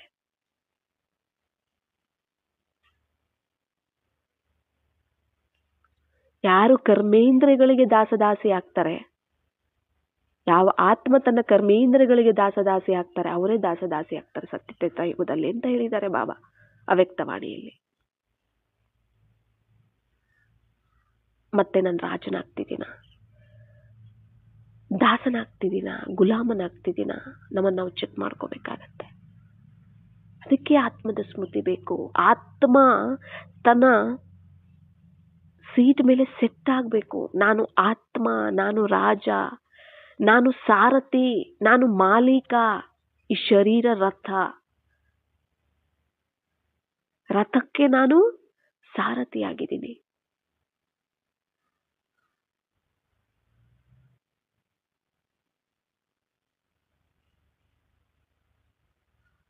ಆ ಸ್ಮೃತಿ ಬೇಕು. ಬಾಬಾರವರ ಸ್ಮೃತಿ ಬೇಕು.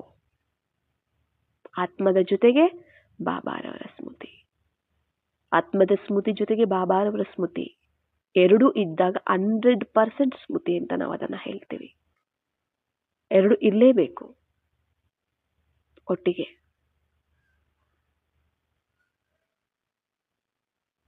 ಯಾರನ್ನೇ ನೋಡಿದ್ರು ಆತ್ಮ ಅಂತ ನೋಡಿ.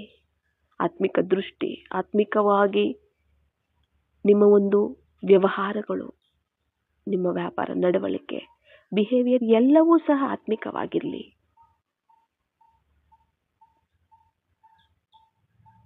ನಾವು ದೇಹ ಅಂತ ನೋಡಿದಷ್ಟು ದೇಹದ ಜೊತೆ ಲೆಕ್ಕಾಚಾರ ಜಾಸ್ತಿ ಆಗತ್ತೆ. ಆತ್ಮ ಅಂತ ನೋಡಿದಷ್ಟು ಲೆಕ್ಕಾಚಾರ ಸಮಾಪ್ತಿ ಆಗತ್ತೆ.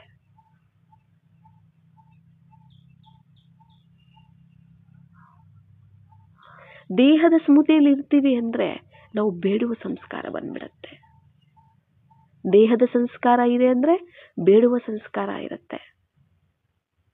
ನನ್ನ ಮಾತನ್ನ ಕೇಳಬೇಕು, ನನಗೆ ಗೌರವ ಕೊಡಬೇಕು, ನನಗೆ ಮಹಿಮೆ ಮಾಡಬೇಕು, ನನಗೆ ಹೊಗಳ್ಬೇಕು, ತೆಗಳಬಾರ್ದು, ನನಗೆ ರೆಸ್ಪೆಕ್ಟ್ ಕೊಡಬೇಕು. ಇದೆಲ್ಲ ಎಕ್ಸ್ಪೆಕ್ಟೇಷನ್ಸ್ ಬಂದ್ಬಿಡತ್ತೆ.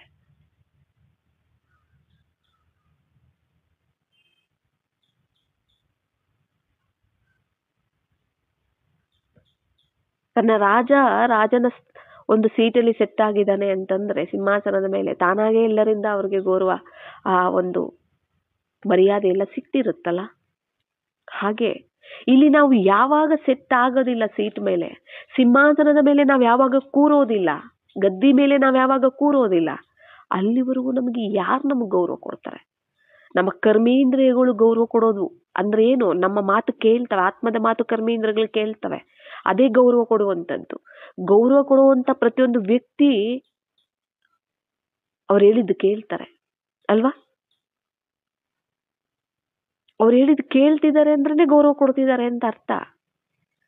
ನೋಡ್ ನನ್ನ ಮಾತು ಗೌರವನೇ ಇಲ್ಲ, ಅವ್ನ ಹೇಳಿದ್ ಮಾಡ್ತಾನೆ ಇಲ್ಲ ಅಂತ ಹೇಳ್ತೀವಲ್ಲ ನಾವು.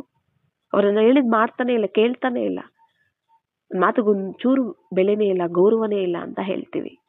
ಎಲ್ಲಿ ಗೌರವ ಇರುತ್ತೆ ಅಲ್ಲಿ ಮಾಡ್ತಾರೆ. ಅಂದ್ರೆ ಫಸ್ಟ್ ನಮ್ಮ ಕರ್ಮೇಂದ್ರಿಯಗಳು ನಾವು ಹೇಳ್ದಂಗೆ ಕೇಳಬೇಕು, ಅವು ನಮಗೆ ಗೌರವ ಕೊಡಬೇಕು.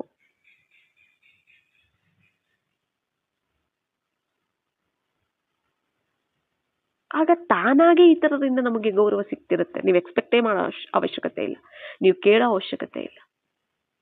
ನಮಗೆ ನಾವು ಗೌರವ ಕೊಡಬೇಕು. ನಾನು ಯಾರು? ನಾನು ದೇಹಾಭಿಮಾನದಲ್ಲಿ ಬಂದೆ ಅಂದ್ರೆ ಅಲ್ಲಿ ಗೌರವ ಎಲ್ಲಿಂದ ಬರುತ್ತೆ? ಅಲ್ಲಿ ರಾಜನ ಸ್ಥಿತಿ ಅಲ್ಲ ಅದು. ದೇಹಾಭಿಮಾನದಲ್ಲಿ ಬಂದೆ ಅಂದ್ರೆ ಭಿಕ್ಷುಕನ ಸ್ಥಿತಿ ಅದು. ನಾನು ಆತ್ಮಾಭಿಮಾನದಲ್ಲಿ ಬಂದೆ ಅಂದ್ರೆ ಅದು ರಾಜನ ಸ್ಮೃತಿ, ಆ ಸ್ಥಿತಿ ಅದು. ಭಿಕ್ಷುಕನ ಸ್ಮೃತಿ ದೇಹಾಭಿಮಾನ ಅಂದ್ರೆ ನಾವು ಬೇಡ್ತಾನೆ ಹೋಗ್ತೀವಿ. ನಾನು ಆತ್ಮನ ಸ್ಮೃತಿಯಲ್ಲಿದ್ದೀನಿ, ರಾಜನಾಗಿದ್ದೀನಿ ಅಂದ್ರೆ ಕೊಡ್ತಾ ಹೋಗ್ತೀನಿ. ರಾಜ ಕೊಡ್ತಾನೆ ಹೊರತು ಬೇಡೋದಿಲ್ಲ. ಮತ್ತೆ ನಾನು ರಾಜ ಅಂದಾಗ ನಾನು ಕೊಡ್ತೀನಿ ಹೊರತು ನಾನು ಬೇಡೋದಿಲ್ಲ. ನಾನು ದೇಹಾಭಿಮಾನದಲ್ಲಿ ಭಿಕ್ಷುಕನಾಗಿದ್ದೀನಿ, ನಾನು ಗುಲಾಮ ಆಗಿದ್ದೀನಿ ಅಂದ್ರೆ ನಾನು ಬೇಡ್ತಾ ಹೋಗ್ತೀನಿ. ಎಲ್ಲರಿಂದ ಪ್ರೀತಿ ಬೇಕು ನನಗೆ, ಎಲ್ಲರಿಂದ ನನಗೆ ಗೌರವ ಬೇಕು, ನನಗೆ ಹೆಸರು ಬೇಕು, ನನಗೆ ಪ್ರತಿಷ್ಠೆ ಬೇಕು, ನನಗೆ ಸನ್ಮಾನ ಬೇಕು, ನನಗೆ ರೆಸ್ಪೆಕ್ಟ್ ಬೇಕೇ ಬೇಕು. ನನ್ನನ್ನು ಎಲ್ಲರೂ ಒಳ್ಳೆ ದೃಷ್ಟಿಯಿಂದ ನೋಡಬೇಕು, ನನ್ನ ಮಾತಿಗೆ ಬೆಲೆ ಬೇಕು. ನಾನೇನೇ ಹೇಳಿದ್ರು ಅವ್ರು ನನ್ನ ಜೊತೆ ಖುಷಿಯಾಗಿರ್ಬೇಕು, ನನ್ನ ಜೊತೆ ಚೆನ್ನಾಗಿರ್ಬೇಕು. ನಾನು ನಿಂದನೆ ಮಾಡಿದ್ರು ಕೂಡ ಅವ್ರು ನನ್ನ ನಿಂದನೆ ಮಾಡಬಾರ್ದು, ಅವ್ರು ನನ್ನ ಜೊತೆ ಚೆನ್ನಾಗಿರ್ಬೇಕು. ಏನೇನೆಲ್ಲ ಬಯಸ್ತೀವಲ್ಲ ನಾವು.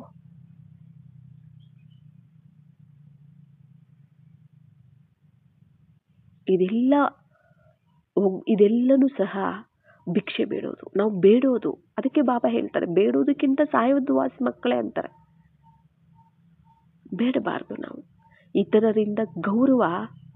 ಬೇಡೋದು ಅಂದ್ರೇನೆ ಅವ್ರು ನನಗೆ ಗೌರವ ಕೊಡ್ತಿಲ್ಲ, ನಂಗೆ ಅವ್ರು ಅವಮಾನ ಮಾಡ್ತಿದ್ದಾರೆ, ಇನ್ಸಲ್ಟ್ ಮಾಡ್ತಿದ್ದಾರೆ ಅಂತ ನಾನು ಬೇಡ್ತಿದ್ದೀನಿ ಅಂತ ಅರ್ಥ.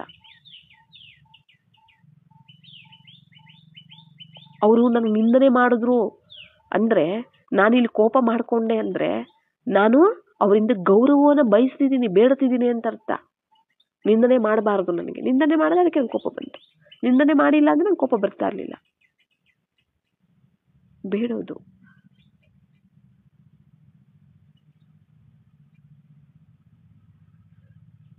ನಮ್ಮ ಬೆಲೆ ಏನು, ನಮ್ಮ ಗೌರವ ಏನು, ನಮ್ಮ ಒಂದು ಸ್ಥಾನ ಏನು?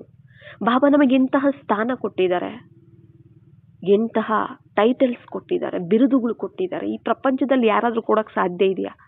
ಹೊರಗಡೆ ಏನೇನೋ ಟೈಟಲ್ಸ್ ಇಟ್ಕೋತಾರೆ, ಬಿರ್ಲಾ ಅಂತೆ, ಟಾಟಾ ಅಂತೆ, ಅದಂತೆ ಇದಂತೆ ಅಲ್ವಾ, ಏನೇನೆಲ್ಲ ಟೈಟಲ್ಸ್ ಇಟ್ಕೋತಾರೆ. ಆದ್ರೆ ಬಾಬಾ ಕೊಟ್ಟಿರೋ ಟೈಟಲ್ಸ್ ಮುಂದೆ, ಆ ಬಿರುದುಗಳ ಮುಂದೆ ಪ್ರಪಂಚದವರ ಟೈಟಲ್ಸ್ ಎಷ್ಟು ಕಡಿಮೆ ಅಲ್ವಾ? ಇಂಥ ಟೈಟಲ್ಸ್ ಕೊಟ್ಟಿದ್ದಾರೆ ಬಾಬಾ. ನೀವು ಮಾಸ್ಟರ್, ಸರ್ವಶಕ್ತಿವಂತರು, ಆತ್ಮಗಳು, ನೀವು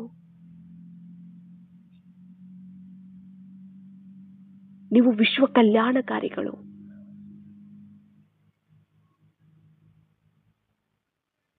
ನೀವು ಮಾಸ್ಟರ್ ಬ್ರಹ್ಮ, ಮಾಸ್ಟರ್ ವಿಶ್ವ ರಚಯಿತರು, ಮಾಸ್ಟರ್ ಪರಮಾತ್ಮರು. ಏನೆಲ್ಲ ನಮ್ಗೆ ಬಿರುದುಗಳು ಕೊಟ್ಟಿದ್ದಾರೆ.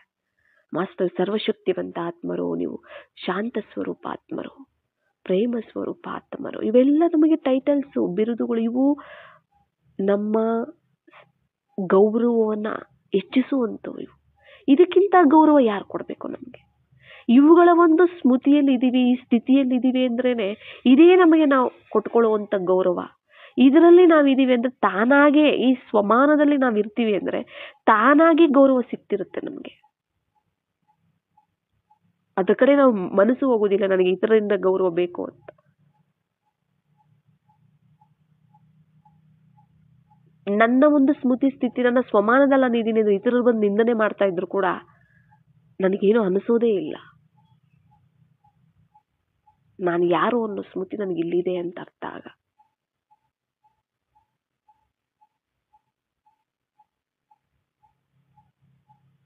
ಆತ್ಮದ ಸ್ಮೃತಿ, ಆ ಸ್ಥಿತಿಯಲ್ಲಿ, ಸ್ವಮಾನದ ಸ್ಮೃತಿ ಸ್ಥಿತಿಯಲ್ಲಿ ಬರಬೇಕು, ಸ್ವಸ್ಥಿತಿಯಲ್ಲಿ ಬರಬೇಕು, ಪರಮಾತ್ಮನ ಸ್ಮೃತಿಯಲ್ಲಿ ಬರಬೇಕು.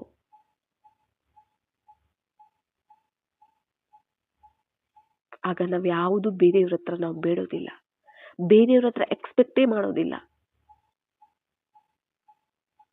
ಎಕ್ಸ್ಪೆಕ್ಟೇಷನ್ಸ್ ಅಲ್ವಾ, ಎಕ್ಸ್ಪೆಕ್ಟೇಷನ್ಸ್ ತುಂಬಾ ನಮಗೆ ಹರ್ಟ್ ಮಾಡುತ್ತೆ, ದುಃಖ ಕೊಡುತ್ತೆ ಅಲ್ವಾ.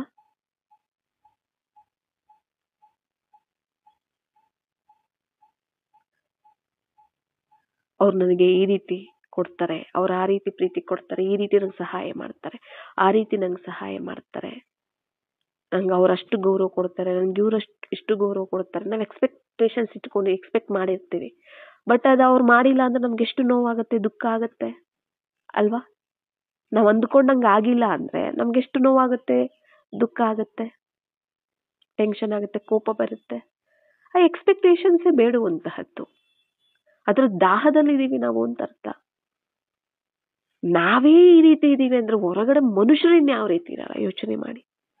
ದಾತನ ಮಕ್ಕಳಾಗಿ ನಾವೇ ಈ ತರದ ಹತ್ರ ಬೇಡ್ತಿದೀವಿ ಅಂದ್ರೆ ಪಾಪ ರಾವಣನ ಮಕ್ಕಳಾಗಿರೋರು ಅವ್ರಿಗೆ ಹೇಗ್ ಸಿಗಕ್ ಸಾಧ್ಯ? ಅವ್ರ ಹತ್ರ ಹೋಗಿ ನಾವ್ ಎಕ್ಸ್ಪೆಕ್ಟ್ ಮಾಡ್ತಿದೀವಿ. ದಾತನ ಮಕ್ಕಳು ಹೋಗಿ ರಾವಣನ ಮಕ್ಕಳ ಹತ್ರ ನಾವು ಎಕ್ಸ್ಪೆಕ್ಟ್ ಮಾಡ್ತೀವಿ, ನನಗೆ ಪ್ರೀತಿ ಬೇಕು, ಗೌರವ ಬೇಕು ಅಂತ.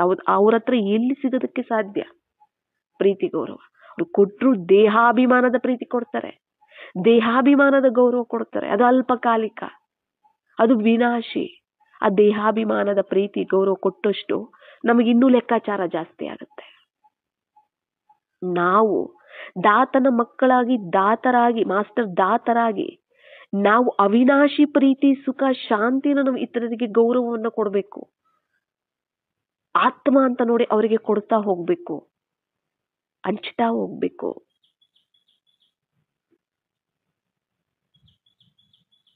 ನಾವೇ ಅವ್ರ ಹತ್ರ ಬೇಡ್ತೀವಿ ಅಂದ್ರೆ ಅವ್ರಿಗೆ ಕೊಡೋರು ಯಾರು? ಅವ್ರಿಗೆ ಕೊಡೋರು ಯಾರು? ನಮ್ಮ ಮೂಲಕನೇ ಕೊಡಿಸ್ಬೇಕು ಬಾಬಾ. ಮತ್ತೆ ನಾವೇ ಅವ್ರ ಹತ್ರನೇ ಹೋಗಿ ಬೇಡ್ತಿದೀವಿ. ಅವ್ರಿಗೆ ಕೊಡೋದ್ ಬಿಟ್ಟು ಅವ್ರ ಹತ್ರನೇ ಹೋಗಿ ಬೇಡ್ತಿದ್ರೆ, ನನ್ನ ಹತ್ರ ಇರೋದ್ರ ಸ್ಮೃತಿ ಇಲ್ಲ, ನಾನು ಯಾರು, ನನ್ನವ್ರು ಯಾರು, ನಾನು ಎಂತ ಆತ್ಮ, ಏನು ಸ್ಮೃತಿ ಇಲ್ಲ. ಇಲ್ದಿರೋರ ಹತ್ರ ಹೋಗಿ ಬೇಡೋದು. ನಮ್ಮ ಹತ್ರ ಇದ್ರೂ ಕೂಡ ಮರೆತು ಇತರರ ಹತ್ರ ಹೋಗಿ ಬೇಡೋದು. ಅವ್ರು ಎಲ್ಲಿಂದ ಕೊಡ್ತಾರೆ ನಮ್ಗೆ? ನನಗೆ ಗೌರವ ಕೊಡ್ತಿಲ್ಲ, ನಂಗೆ ಮರ್ಯಾದೆ ಕೊಡ್ತಿಲ್ಲ, ನನಗೆ ಹೊಗಳ್ತಿಲ್ಲ, ನನ್ನ ಮಾತಿಗೆ ಬೆಲೆ ಇಲ್ಲ. ಒಂದ್ ಮಾತು ಅಂದ್ರು ಅಂದ್ರೇನೆ, ಅವಮಾನ ಮಾಡಿದ್ರು ಅಂದ್ರೇನೆ ಎಷ್ಟು ಚಿಂತೆ, ಟೆನ್ಷನ್ನು, ದುಃಖ, ಕೋಪ, ಏನೇನೆಲ್ಲ ಬಂದ್ಬಿಡುತ್ತೆ ನಮ್ಗೆ. ಸರ್ವಶಕ್ತಿವಂತನ ಮಕ್ಕಳಾಗಿ, ದಾತ ವರದಾತ ವಿದಾತನ ಮಕ್ಕಳಾಗಿ ನಾವೇ ಬೇಡ್ತಿದೀವಿ ಅಂದ್ರೆ, ಡೈರೆಕ್ಟ್ ಮಕ್ಕಳು ನಾವೇ ಬೇಡ್ತಿದೀವಿ ಅಂದ್ರೆ, ಕೊಡ್ಬೇಕಾಗಿರೋ ಮಕ್ಕಳೇ ನಾವು ಬೇಡ್ತಿದೀವಿ ಅಂದ್ರೆ ಅವ್ರು ಎಲ್ಲಿಂದ ಕೊಡ್ತಾರೆ ನಿಮ್ಗೆ? ನಮ್ಗೆ ಎಲ್ಲಿಂದ ಕೊಡ್ತಾರೆ ಅವರು? ಅವ್ರಿಗೆ ಕೊಡ್ಬೇಕಾಗಿರೋದು ನಾವೇ, ಮತ್ತೆ ಅವ್ರು ಎಲ್ಲಿಂದ ಕೊಡ್ತಾರೆ ನಮ್ಗೆ? ಕೊಡಿ ಕೊಡಿ ಕೊಡಿ ಅಂತ ಎಕ್ಸ್ಪೆಕ್ಟ್ ಮಾಡಿದ್ರೆ ಅವ್ರ ಹತ್ರ.